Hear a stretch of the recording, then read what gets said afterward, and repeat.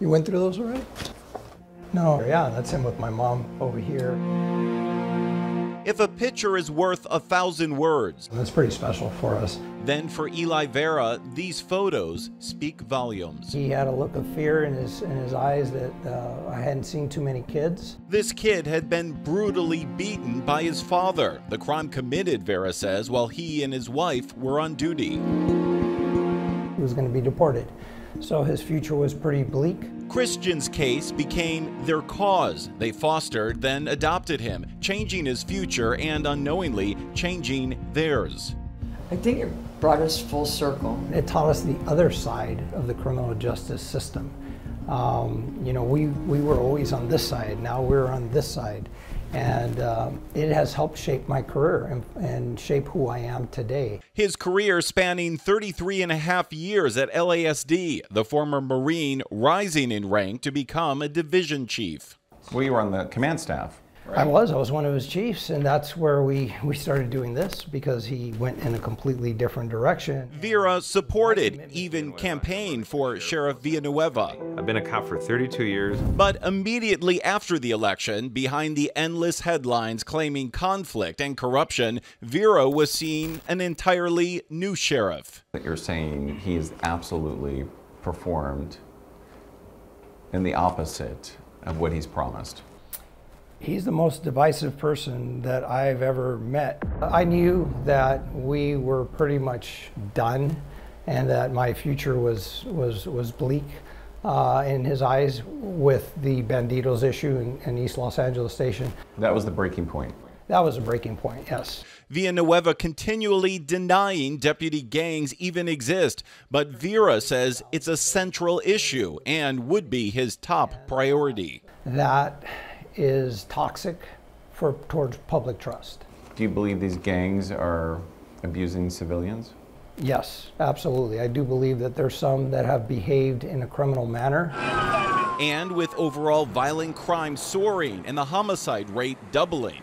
I was part of the efforts that reduced violent crimes in Los Angeles. He's telling voters he has the experience to fix it. All that time at LASD until just a few days ago. It was untenable. Vera retiring after a sudden demotion. I'm the first chief in the history of the department ever to get demoted because I decided to run against the sheriff. Is that illegal?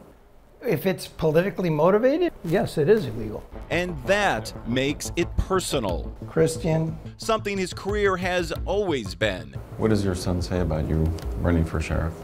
He was a huge champion. If you click on it, it'll say read more. The picture is strikingly similar for candidate Eric Strong. Your face always looks so serious almost. The sheriff not only reassigning him. Did you feel that was just personal? I did.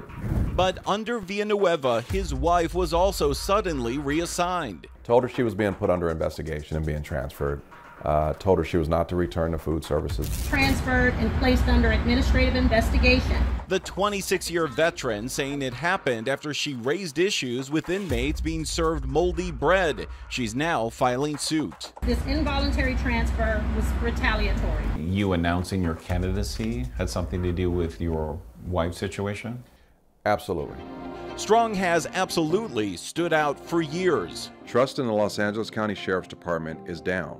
Looks into alleged gangs of deputies inside the Los Angeles County Sheriff's Department. Now also directly opposing Villanueva on deputy gangs. He's just making it worse by denying it, and he's fueling it. Is he lying when he says there are no gangs, there's no evidence? Yes. I worked internal affairs. At Internal Affairs nearly a decade ago, his investigation, he says, exposed the 3,000 boys deputy gang problem, ending with 6 deputies losing their jobs. And he says he can do it again. When it comes to protecting our communities, having deputy gangs in our sheriff's department doesn't help. Can you solve that problem? I think I can.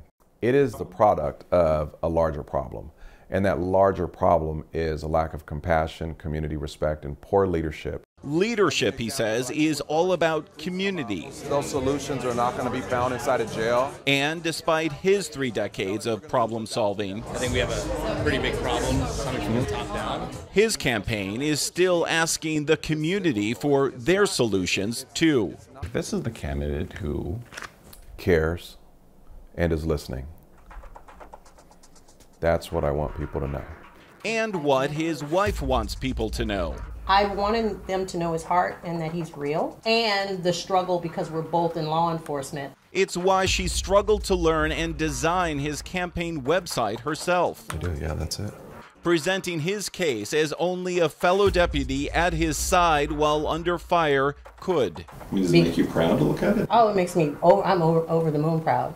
But I've been proud of it for a long time.